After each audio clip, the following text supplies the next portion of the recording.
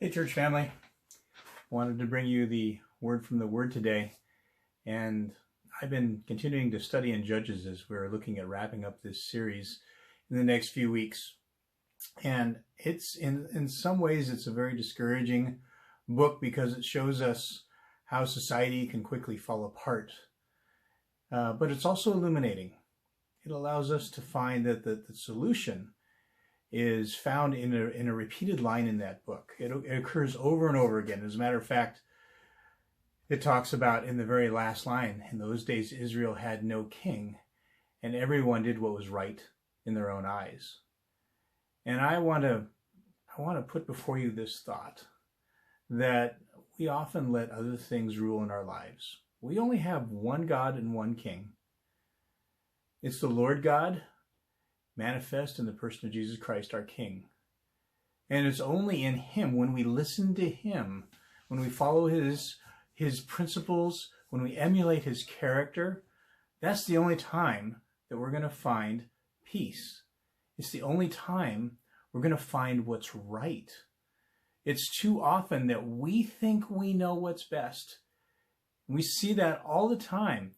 All of our relationships, all of society, all of our political parties, all of the movements, they want to tell us what's best for us. And while there is wisdom and there is order and there are good things, God put governments here on earth in order to keep the peace, understand that no one can tell you what is right and good except God Himself. God alone is all wise. He's all knowing. He's all just. And He's all merciful. And He wraps all those things into one package. I really want us to grab the idea that when God is our King and no one else, then do we know what's right and what we should be doing. I pray that we would all recommit ourselves to following God and God alone. We can follow leaders who are following God. We can even agree with leaders who aren't completely right, but we only do so insofar as they agree with God and His principle and His character. Look to the Lord your God for what you should be and what you should do. Anything else is not enough. God bless you.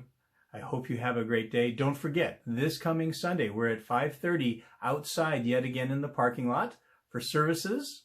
We encourage you to bring your shade, your sunglasses, your hats, beverages. Also, there's going to be the beginning of our children's program. So if you have kids that want to go into the children's program, we have the facilities all set up following the guidelines and keeping them safe. If the children want to remain with you, that's absolutely fine. We encourage families to be together. But I do also want you to be aware that if you look at this chapter, it's got some rough stuff in it. God never sugarcoats how bad humanity can become. And this chapter includes that. So I want you to be aware of that, and you can make your calls based upon that. For those of you who are at home watching, because it's still safe and smart for you to be taking care of yourselves, God bless you. We love you. We look forward to seeing you when it's the time for you to come back. And in the meantime, we all keep serving God together, whether we're in person in the parking lot or watching the videos that are being recorded. We serve the same God and we are one body. Look forward to seeing you. Take care. God bless.